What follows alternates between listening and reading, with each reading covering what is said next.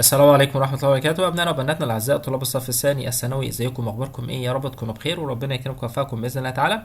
إن شاء الله النهاردة هنحل أسئلة القواعد اللي موجودة في كتاب المعاصر اللي هي بداية من صفحة 30. عندنا المين تيست الأول. السؤال الأول بيقول كده: سلمى and I space cleaning the kitchen. أنا وسلمى طبعا cleaning the kitchen بننظف المطبخ.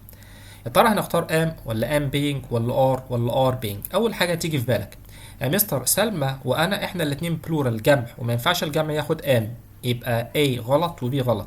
طب يا ترى ار ولا ار بينج؟ في عندنا هنا كلمه كليننج ده كده فيربو فيه اي ان جي، يبقى تلقائي احنا كده هنختار رقم سي ار كليننج اللي هو زمن ايه ده كده يا مستر؟ عندنا ام او is او ار زائد verb وفي اي ان جي، يبقى معنى كده ان ده زمن المضارع المستمر the present continuous tense. بس الكلام ده بيكون مبني للمعلوم. يعني ايه مبني للمعلوم؟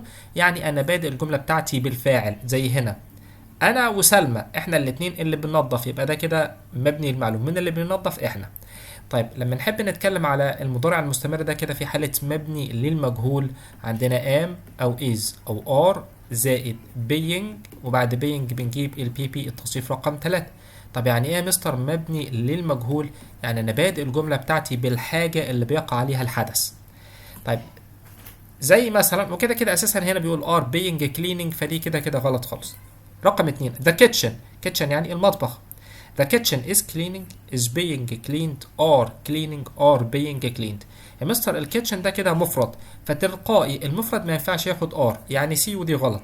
طب is cleaning ولا is being cleaned؟ نرجع ادي is و ing، يبقى ده كده مبني للمعلوم. is being cleaned يبقى ادي is، و being والتصريف الثالث يبقى ده كده مبني للمجهول. طب هنا كيتشن المطبخ، هل المطبخ بينظف ولا بيتنظف؟ اكيد بيتنظف، يبقى ده مبني للمجهول، يبقى الاجابه رقم بي. 3 what space in the kitchen. طبعا what ما او ماذا وفي الاخر علامه استفهام، يبقى معنى كده ان ده سؤال. what is doing what is being done what are you doing ولا B and C؟ طيب what is doing يا مستر ما ينفعش what is doing، ليه؟ علشان ده سؤال لازم اقدم am او is او are على الفاعل، يعني لازم هنا ما بين is و doing يكون في الفاعل. what is he doing كانت تبقى صح، what is she doing كانت تبقى صح، مفيش، يبقى دي غلط. طب what is being done ادي is وادي being والتصريف الثالث، يبقى ده كده مبني للمجهول. طب معناها ايه اللي بيتعمل في المطبخ؟ يبقى دي كده اجابه صحيحه. طب هنا what are you doing ماذا أنت تفعل في المطبخ؟ إجابة صحيحة، يبقى الإجابة رقم دي. يبقى بي صح علشان بي ده كده مبني للمجهول، معناها إيه اللي بيتعمل في المطبخ؟ إيه اللي بيتعمل؟ ما قلناش مين اللي بيعمل الحاجة. طب رقم سي what are you doing ماذا أنت تفعل في المطبخ، يبقى ده كده مبني للمعلوم. 4 is ندى space the baby. هل ندى إيه الطفل الرضيع؟ feed دي كده معناها يطعم.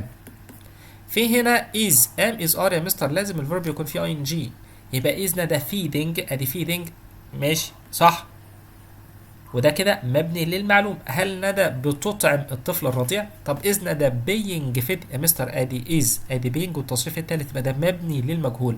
هل ندى يعني طبعا تطعم الطفل الرضيع؟ غلط، ده كده مبني للمعلوم. طب فيدز غلط خالص علشان از لازم يكون فيه اي ان جي. از ندى فيد ينفع فيد تصريف رقم 3، بس ده كده بيكون مبني للمجهول في المضارع البسيط، وده طبعا برضو مبني للمجهول، فبالتالي غلط علشان ندى ده الفاعل بتاع الجملة بتاعتي. 5 is the baby. هل الطفل الرضيع؟ يبقى أكيد هل الطفل الرضيع فيد يطعم. هل الطفل الرضيع يطعم؟ أكيد لا. هل بيتم إطعامه؟ يبقى ده كده مبني للمجهول. يبقى مستر مبني للمجهول يبقى هيكون في am أو is أو are زائد كلمة being زائد التصريف رقم 3. أدي في is. طيب يبقى be أدي being fed إجابة صحيحة. feeds غلط خالص، مفيش being ومفيش تصريف ثالث. طب رقم دي ده في بي يا مستر، انما دي لازم تكون being، يبقى معنى كده ان دي كمان اجابة خاطئة. 6 رودينا is revising for the exams. طبعا رودينا is revising ادي present continuous مضارع مستمر، هي بتراجع للامتحان at the moment في اللحظة دي، at that moment في تلك اللحظة، so far حتى الآن the other day. طب يا مستر ده كده present continuous ليه بنستخدمه؟ من ضمن الاستخدامات بتاعته طبعا هتلاقوني شارح الزمن ده كده بالتفصيل، وسايب لكم لينك شرح الفيديو في الديسكربشن بتاع الفيديو، وكمان في اول كومنت. is revising معناها بيراجع، ده مضارع مستمر بنستخدمه علشان نتكلم ان حاجه بتحصل دلوقتي الان او اثناء الكلام، او بنستخدمه مثلا عشان نتكلم عن حدث كامل الترتيب في المستقبل، حدث كامل الترتيب في المستقبل. طيب هنا ادي is revising at the moment في اللحظة دي، يبقى إجابة صحيحة. طب at that moment معناها في تلك اللحظة، كانت تنفع بس لو قال كده رضينا was revising، was revising كانت بتراجع للامتحان في تلك اللحظة. طب so far دي حتى الآن مع زمن ال present perfect مضارع تام، يعني يكون في عندك has أو have والبي بي التصريف رقم 3.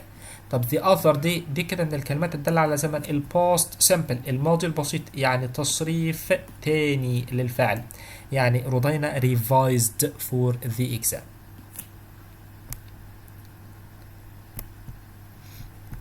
mini test 2 كريم can't go with us، كريم ما يقدرش يذهب معانا. he space for his exams هو ايه للامتحانات بتاعته.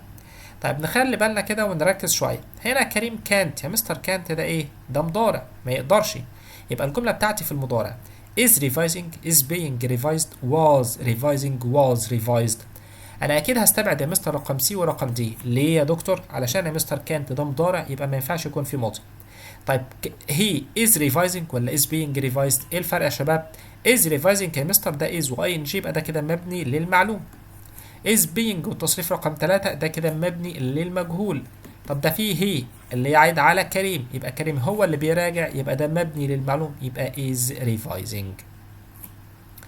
2 my car isn't available today، السيارة بتاعتي available متاح، مش متاحة النهاردة. it نقط at the garage هي ايه في الورشة. ادي is ده مضارع، يعني يا مستر was ده ماضي فده غلط، was ده ماضي غلط. is checking ولا is being checked؟ it عايدة على الكار العربية. طب تشيك معناها يفحص، هل العربية بتفحص؟ لا ده العربية بتتفحص، يعني يا مستر ده كده مبني للمجهول، يعني تلقائي سي غلط، يبقى مبني المجهول يا مستر، يبقى احنا محتاجين am is are being والتصريف رقم 3، يبقى الإجابة رقم دي. 3 sending letters is no longer common، يعني إرسال خطابات لم يعد شائع، يعني الكلام ده مش موجود دلوقتي. not many people مفيش ناس كتير using them بيستخدموه. communicates communicated or communicating communicating. يا مستر اولا كلمة people ده الناس ده اسم جمع ما ينفعش في البريزنت سيمبل في المضارع البسيط الفعل يكون اخره اس، يبقى دي غلط. اقول not many people communicate. طب communicated ده past، وانا هنا الجمله بتاعتي في البريزنت ارسال خطابات خلاص مش موجود دلوقتي، يبقى الناس مش بيستخدموا او ناس كتيره مش بيستخدموه، يبقى معنى كده دلوقتي، يبقى بي غلط عشان ده ماضي. طب are communicating ولا communicating يا مستر رقم دي ده فيها اي ان جي وقبل الفيرب فيها اي ان جي، لازم يكون عندنا am او is او are، يبقى رقم دي غلط، يبقى الاجابه بتاعتك رقم سي. 4 سما space to be a doctor I think she will achieve her goal. سما ايه علشان تكون دكتورة؟ انا اعتقد ان هي هتحقق الهدف بتاعها. سما study studied is studying was studying. يا مستر I think she will انا اعتقد ان هي هتحقق هدفها، يبقى معنى كده الجملة الاولانية دي مستحيل تكون في الماضي. طيب يعني سما studied غلط was غلط عشان الاتنين ماضي، ده ماضي بسيط ورقم دي ده ماضي مستمر. المفروض سما بتذاكر او بتدرس علشان تكون دكتوره. طب study ولا is studying؟ ادي يا مستر study تصريف اول، is studying ده مضارع مستمر، بس احنا عارفين ان سما دي مفرد، ولو احنا هنتكلم في البريزنت سيمبل المضارع البسيط لازم الفعل بتاعك ده يكون اخره اس، يعني كنت اقول كده سما studies، يبقى معنى كده ان ايه اجابه خاطئه. ليه؟ علشان سما مفرد، يبقى المفروض الفعل بتاعك لازم يكون اخره اس. هنا study اخرها واي، يبقى هنحذف الواي ونحط مكانها اي اي اس، يبقى غلط، يبقى الاجابه رقم سي. ادي سما مفرد خدت از، وبعد از في عندنا فيرب وفي اي ان جي. 5 يو سبيس ماي تشارجر احمد، انت الشاحن بتاعي يا احمد. That's annoying، annoying معناها مزعج، دي حاجه مزعجه جدا. are always used are always using we're always using. طيب يا مستر that is يا مستر ده كده present واحنا لسه قايلين present يبقى احنا محتاجين present يبقى we اللي هي رقم C we're دي غلط. طيب are always used ولا are always using؟ من ضمن استخدامات المضارع المستمر زي ما شارحين في الفيديو ان احنا بنستخدمه كده مع كلمة always، مع كلمة never، مع كلمة constantly، علشان نتكلم من نقول ان حاجة بتحصل اكتر من الطبيعي او اكتر من المألوف لدرجة ان هي بتسبب ازعاج. يبقى معنى كده رقم B are always using. معناها ايه الجملة؟ انت دايما بتستخدم الشاحن بتاعي في كل الاوقات، حتى لو انا عايز اشحن الاقيك شغال بيه.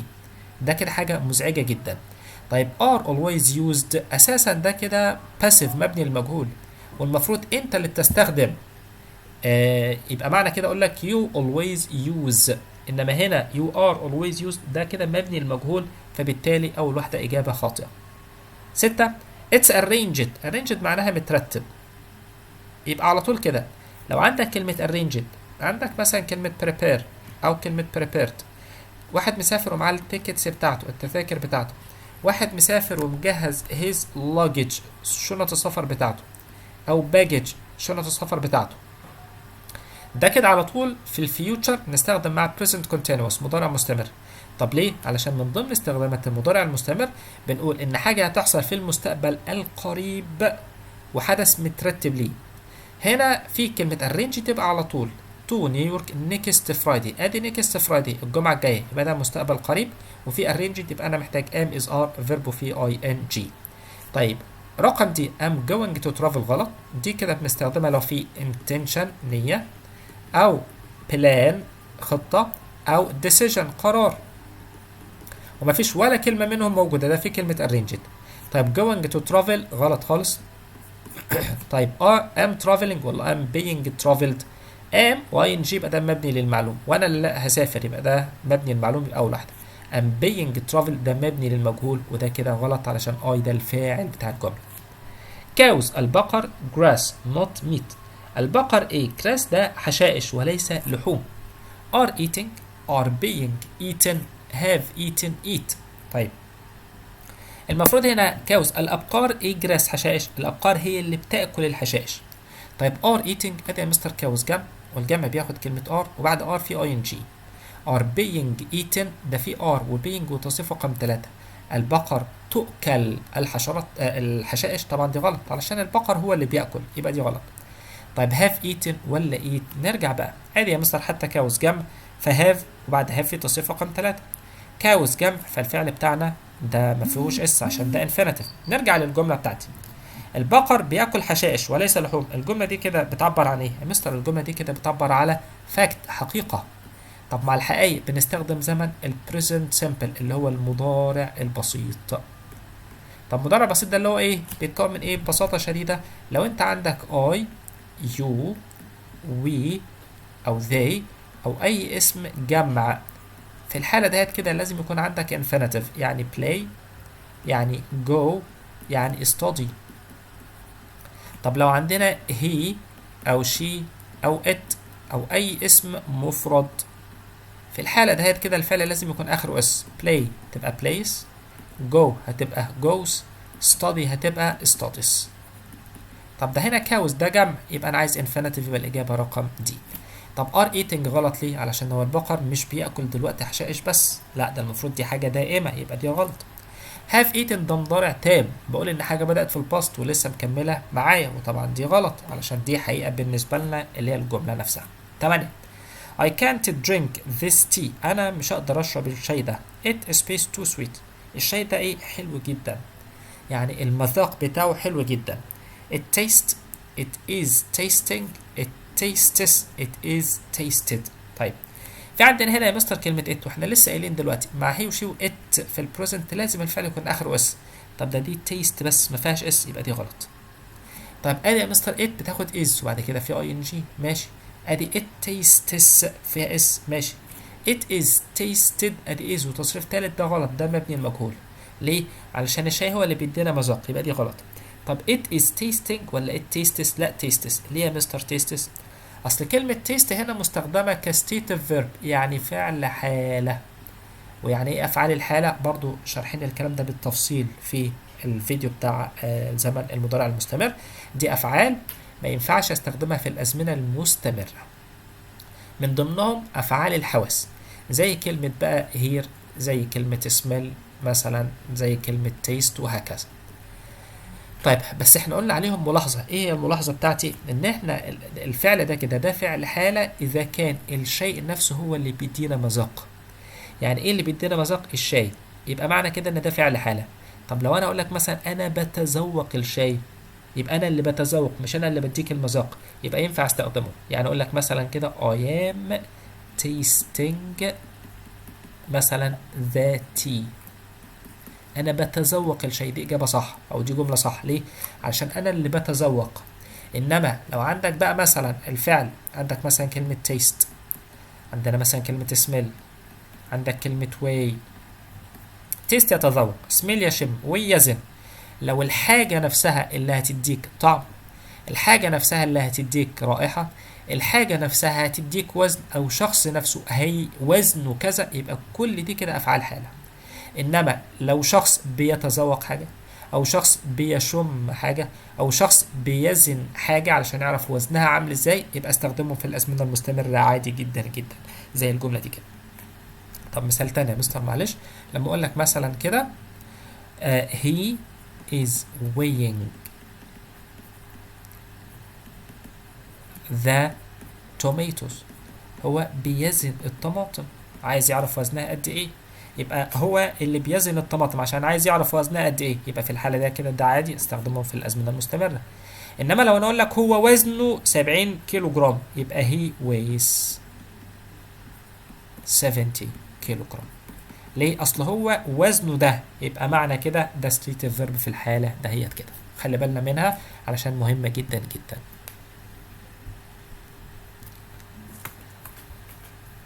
طيب الجنرال اكسرسايز بقى، اول جمله بتقول شادي space his plug in his room at the moment. شادي ايه؟ المدونه بتاعته في الغرفه بتاعته at the moment في هذه اللحظه. يا مستر ده في كلمه at the moment. at the moment يعني في اللحظه دي، زيها زي كلمه now، زيها زي كلمه look انظر، زيها زي كلمه listen استمع، زيها مثلا زي كلمه still ما زال. اي حاجه بتعبر على ان الحدث بيحصل دلوقتي او اثناء الكلام، يبقى احنا كده تلقائي محتاجين present continuous مضارع مستمر. يعني am is are زائد فيرب في ing اذا كانت الجمله بتاعتك مبنيه للمعلوم، ومحتاجين am is are زائد being زائد pp اذا كانت الجمله بتاعتك مبنيه للمجهول. طب هنا شادي مفرد، يبقى طبعا في at the moment يبقى was غلط. شادي مفرد يبقى الفعل كان لازم يكون اخره اس، وبرضه غلط عشان at the moment is writing الاجابه الصحيحه. will ده مستقبل فده غلط، واساسا will ما ينفعش يكون فيها ing. 2 they can't go shopping at the moment because it is space heavily.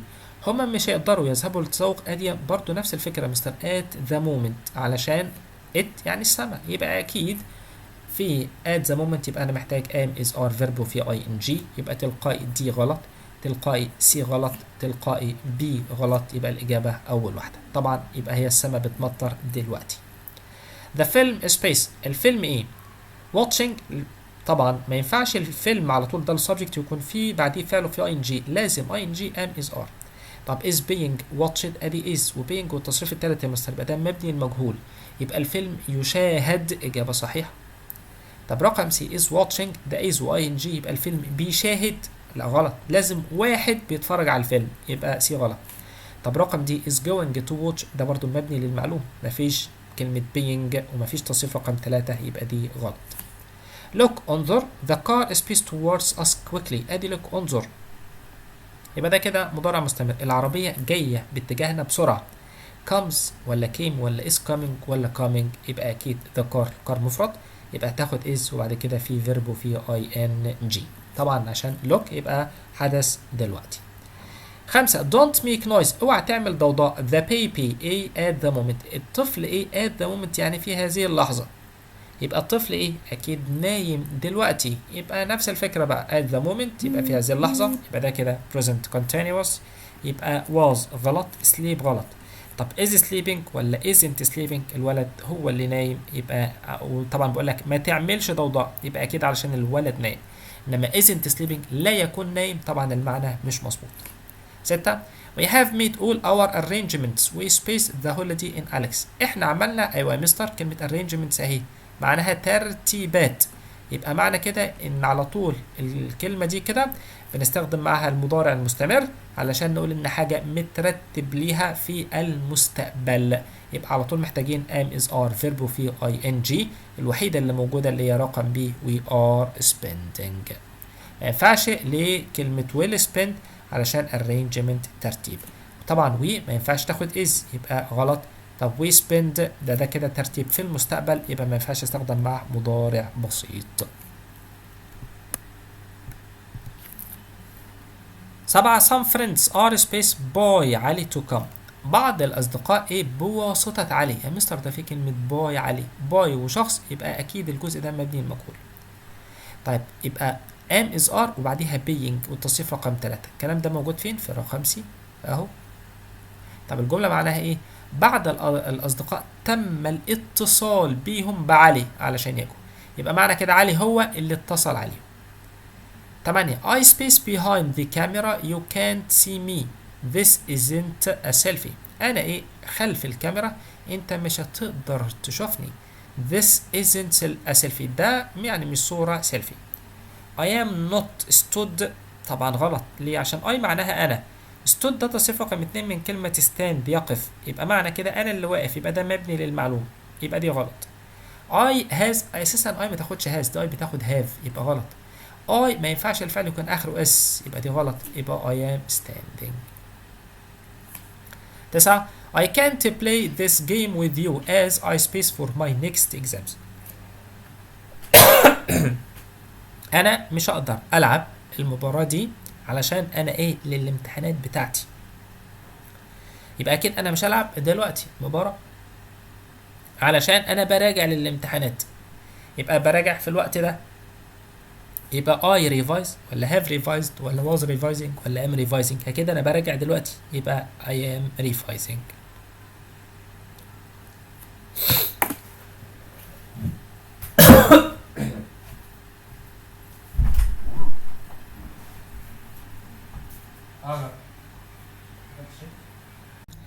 سؤال رقم 10. We can't enter the hall because it is spaced now.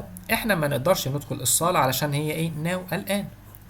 طيب can't ده مضارع يعني تلقائي، وناو الآن يعني ما ينفعش ماضي، يعني was غلط was غلط. طب is painting ولا is being painted؟ يا مستر بقى احنا خلاص حفظنا is و ing، يبقى ده كده مبني للمعلوم. is و being وتصريف ثالث، يبقى ده كده مبني للمجهول. طب it عايدة على الصالة، يبقى الصالة أكيد بتدهن، paint معناها يدهن، الصالة بتدهن عشان مش هي اللي هتدهن، يبقى الإجابة رقم دي. These days هذه الأيام، يبقى these days. Most people space emails instead of writing letters، يبقى these days الأيام دي.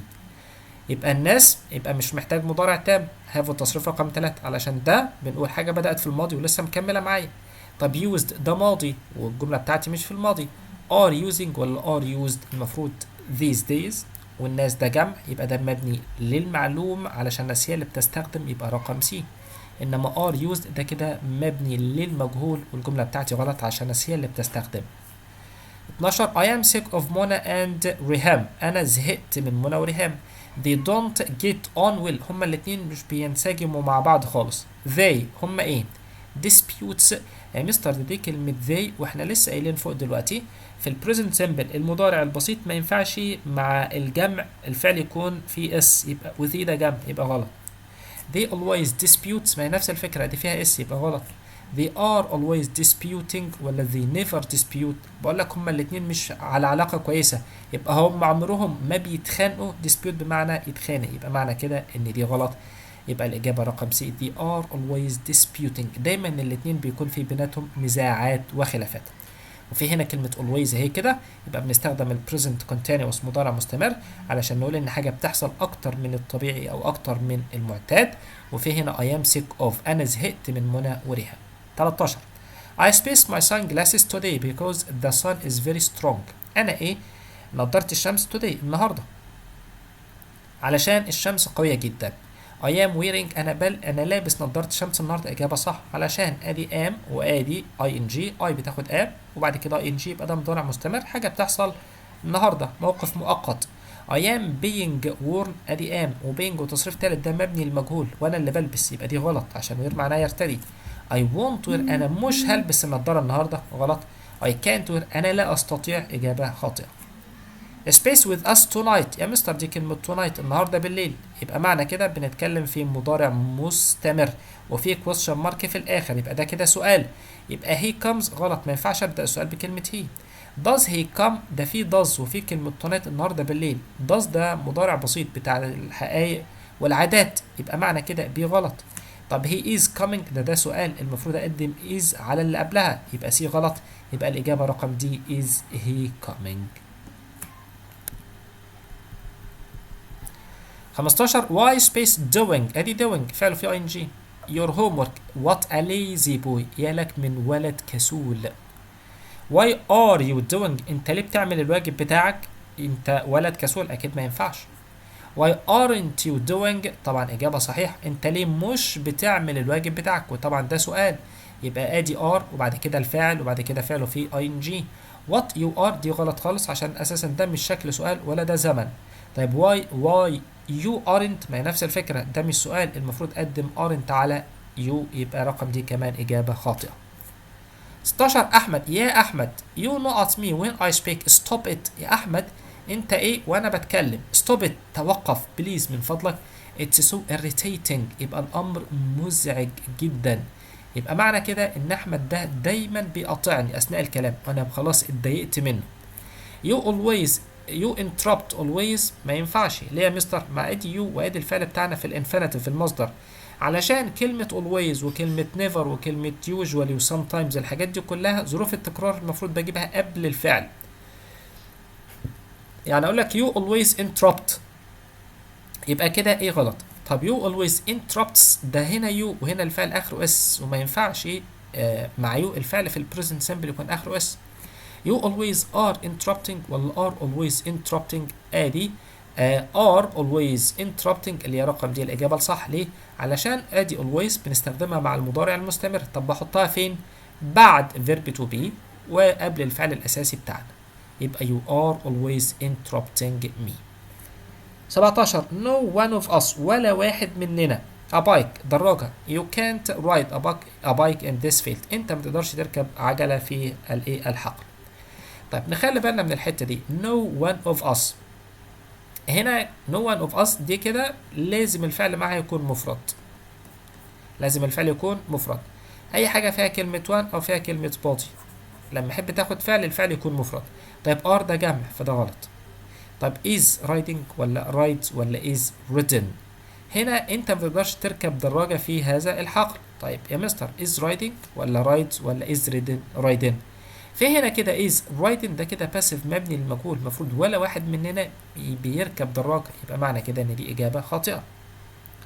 طب هنا كده هنختار بقى is riding a bike ولا rides a bike. السياق rides احنا كده بنتكلم في الفاكتس والهابتس. طيب is riding يبقى حاجة مثلا بتحصل دلوقتي او موقف مؤقت، فهنا ولا واحد مننا ايه دراجة you can't انت ما تقدرش تركب دراجة in this field. this field معناه هذا الحقل، يبقى معنى كده حاجة مؤقتة، يبقى معنى كده is riding a bike عشان ده موقف ايه خاص بحاجة محددة، موقف محدد، يبقى محتاجين present continuous فقط. واكيد احنا بنتكلم ايه ولا واحد فينا راكب دراجة امتى، يبقى راكب دراجة دلوقتي في الوقت الايه في الوقت الحالي.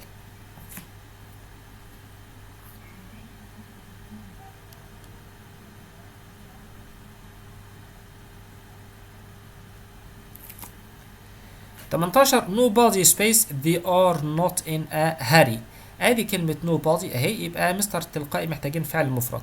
طب runs فيها اس is being run ولا run ولا is running، اكيد run غلط علشان ده كده فعل ما فيهش اس، يبقى ده جمع يبقى دي غلط. بالرغم من ولا واحد تقولي ولا واحد، بس هي الفكرة كده القاعدة كده ادي one او body لازم الفعل يكون مفرد.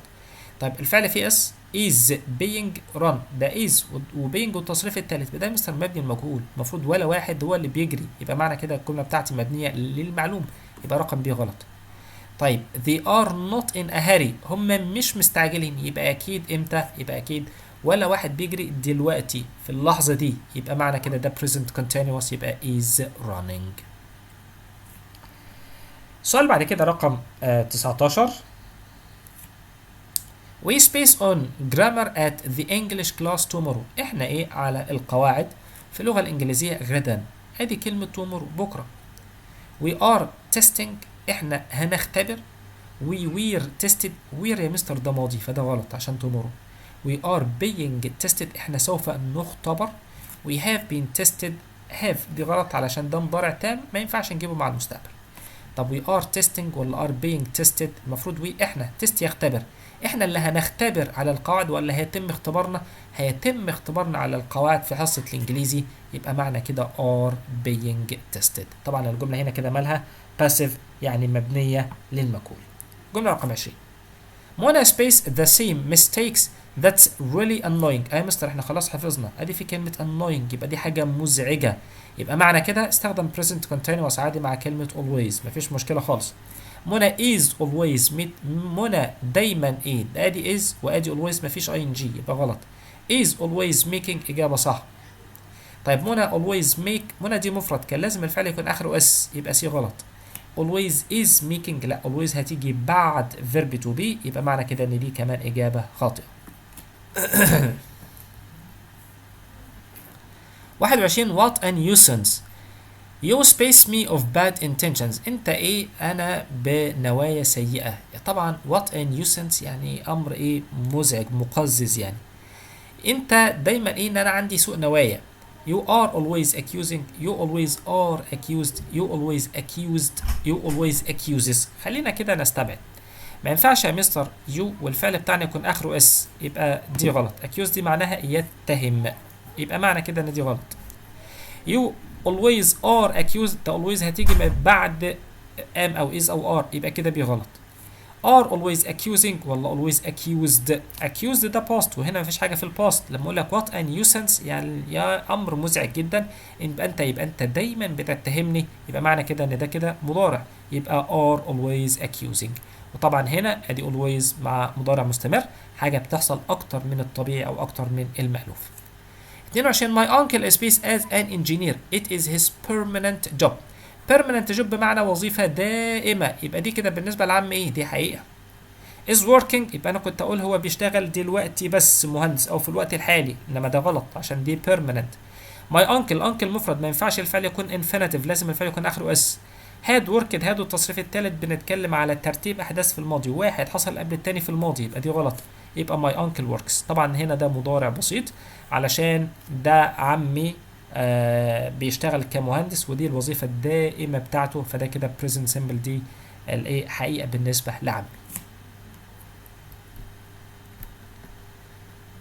23 I don't know why space at me، انا مش عارف لماذا ايه الي.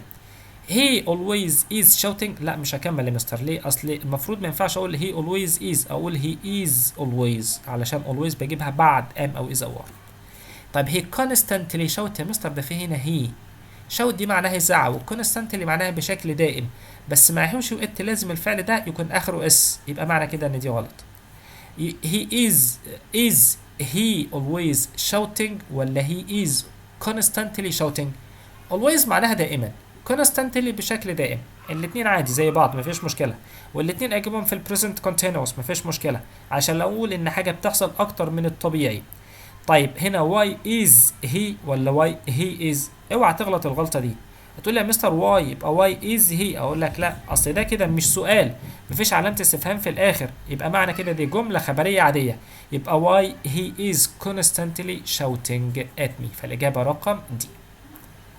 24 ستريس سبيس هاي بلود بريشر، الضغط ده طبعا ايه؟ ضغط الايه؟ الدم عالي. كوز ستريس ده الكلمه دي مفرد، يبقى المفروض الفعل بتاعك في البريزنت سيمبل يكون اخرها اس، يبقى كوز غلط.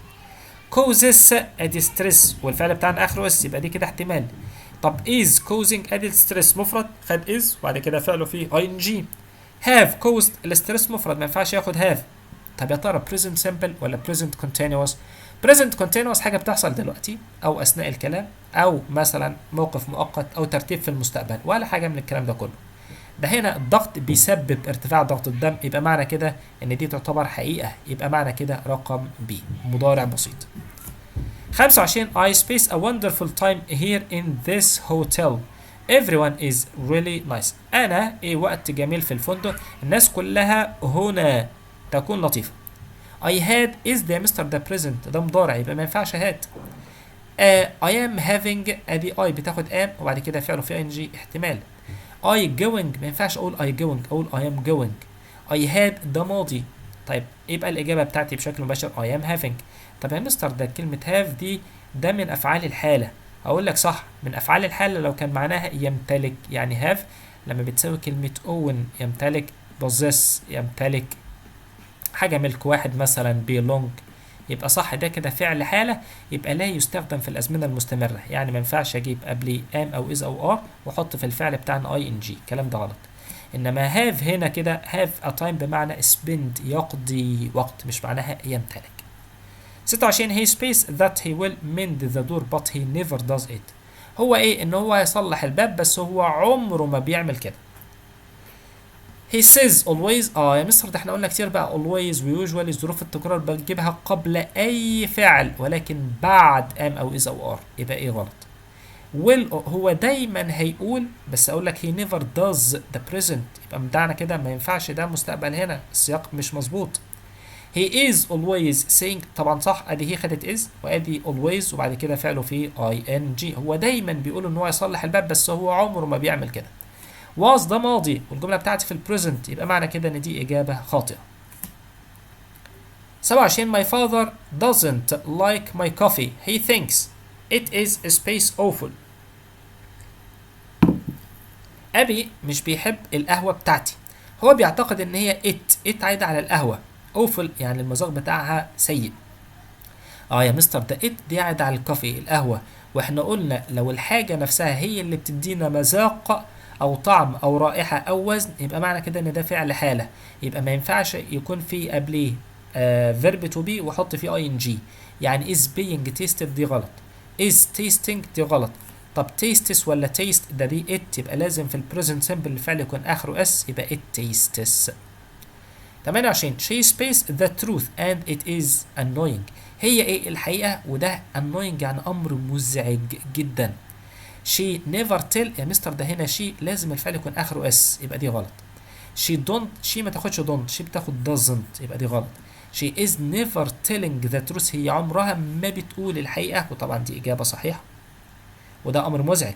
she is always هي دايما بتقول الحقيقة وده امر مزعج، طبعا اكيد المعنى مش مظبوط، هي مش ده طبعا never عمرها، هي عمرها ما بتقول الحقيقة، فده امر ايه يعني هي بتكذب في الحالة دهيت كده. they space up early in the morning that's very good. هما ايه في الصباح that's very good ودي حاجة كويسة. they always getting ادي they ما ينفعش getting على طول، لازم يكون في am is are. they always gets يا مستر ده هنا they وهنا gets، ما ينفعش they الفعل يكون اخره اس، يبقى معنى كده ان دي اجابة خاطئة. طب they are always getting up early، يا مستر ادي they بتاخد are وبعد are ادي في always وادي verb وفي ing، يبقى الاجابة بتاعتك رقم سي. طب رقم دي they always are، لا المفروض اقول they are always، يبقى رقم دي هي اجابة خاطئة.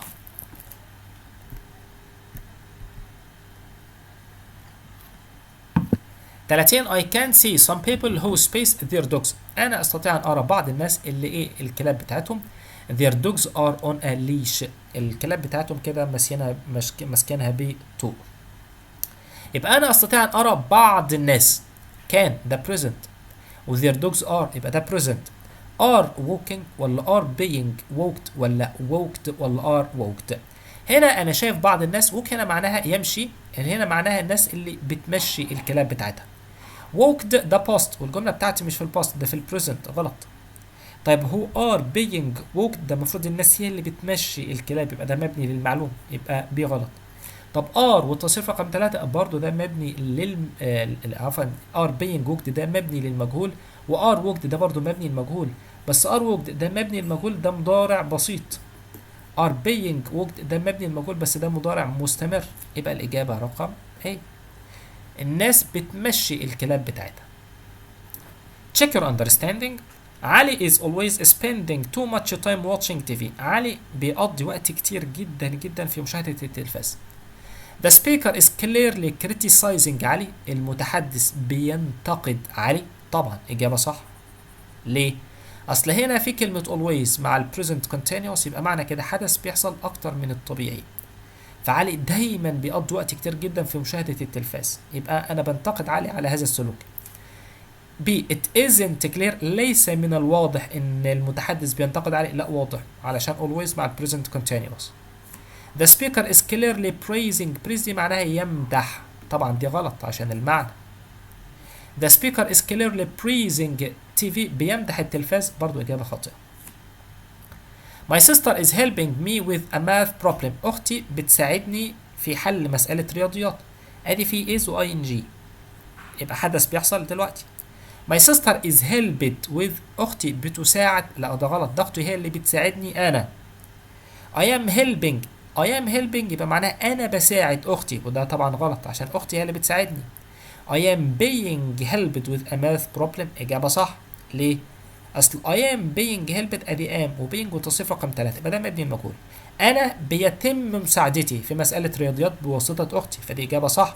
علشان فوق هنا كان بيقول أختي بتساعدني، يبقى هنا أنا بيتم مساعدتي. طب رقم دي a math problem is being helped. مسألة رياضيات بيتم مساعدتها، طبعا إجابة خاطئة. 33 رودينا can't reply to your email. رودينا مش هتقدر ترد على الإيميل بتاعك. This means that وهذا بيعني her laptop is offline. اللابتوب بتاعها مش متصل بالنت. She is busy welcoming some guests. هي مشغولة إنها بترحب ببعض الضيوف. She has taken a shower. هي أخذت شاور. Both A and B are possible. بص على الجملة هنا، رودينا مش هتقدر ترد على الإيميل بتاعك، يبقى معنى كده ممكن يكون في أكتر من احتمال. إن اللاب بتاعها مش متصل بالنت، إجابة صح. إن هي مثلا عندهم بعض الضيوف فهي مشغولة في إنها بترحب ببعض الضيوف وبالتالي مش عارفة ترد على الإيميل بتاعك، يبقى معنى كده رقم دي A and B. طب رقم C هي أخذت شاور. طب ما هي أخذت شاور، ما هي تقدر ترد على الإيميل. 34 أحمد has arranged to fly to London next Friday. أحمد رتب إنه يسافر إلى لندن الجمعة اللي جاية. أدي في كلمة arrange يا مستر، وفي كلمة next Friday، يبقى ده كده ترتيب في المستقبل القريب، يبقى على طول محتاج مضارع مستمر. am is are وفيربو في ing. يبقى this means أحمد is flown غلط، أدي في is مفيش ing. is flying إجابة صح عشان أحمد ده الفاعل و is أهو وبعد كده ing، ده مبني للمعلوم. طب أحمد flies غلط عشان لا في لا am ولا is ولا are ولا في ing. طب رقم دي is being flying، ده is و being وتصريف و ing، فده غلط تماما، أساسا الجملة بتاعتي مبنية للمعلوم. 35 آية hasn't finished the cooking yet. آية لسه ما خلصتش الطهي لغاية دلوقتي، يبقى معنى كده إن هي لسه بتطبخ. آية is still doing the cooking. آية لسه بتقوم بالطهي، إجابة صح. ليه؟ علشان آية ده الفاعل، ادي آية مفرد خدت is، وادي still ما زالت يبقى حدث بيحصل دلوقتي، وفي doing في ing. آية hasn't done the cooking yet. آية لسه ما عملتش الطهي لغاية دلوقتي. ده هنا الجملة اللي فوق بقول لك آية ما خلصتش، يعني هي بدأت بالفعل، بدأت يبقى لسه ما خلصتش. انما hasn't done the cooking yet معنى كده ان هي اساسا ما بدأتش، وبالتالي دي غلط. آية is still being done. آية is still being، ده في is وفي being وفي التصريف الثالث، ده غلط عشان آية ده مبني للمعلوم، ده هي الفاعل، هي اللي بتعمل الأكل. آية isn't doing the cooking، هي مش بتطهو، طبعا إجابة خاطئة علشان المعنى بتاع الجملة بتاعتي. 36 What annoys me is his repeated complaints. What annoys me الحاجة اللي بتضايقني، الايه complaints معناها الشكاوى المتكررة بتاعته، يبقى الكلام ده بيعني ايه؟ he is never complaining، هو عمره ما بيشكي، طبعا غلط. he is always complaining، هو دايما بيشكي، إجابة صح. ادي هي خدت is always بعد كلمة is، وادي complaining فعله في ing، إجابة صح. he is constantly complaining، constantly بشكل دائم زي always، ادي هي خدت is، ادي constantly ادي فعله في ing، يبقى سي إجابة صح، يبقى الإجابة بتاعتنا رقم دي. طيب مش عايزين نطول عليكم اكتر من كده، دي كانت اخر حاجه معانا كده النهارده. يا رب الناس تكون استفادت واكون وفقت في توصيل المعلومه بشكل كويس. وان شاء الله تابعونا واستنونا في الحلقات اللي جايه. ان شاء الله الاسئله بتاعت الريرايت هنكتبها، ويعني هنكتب في صفحه كده علشان نحلها، علشان نعرف ايه نكتب يكون في مسافه.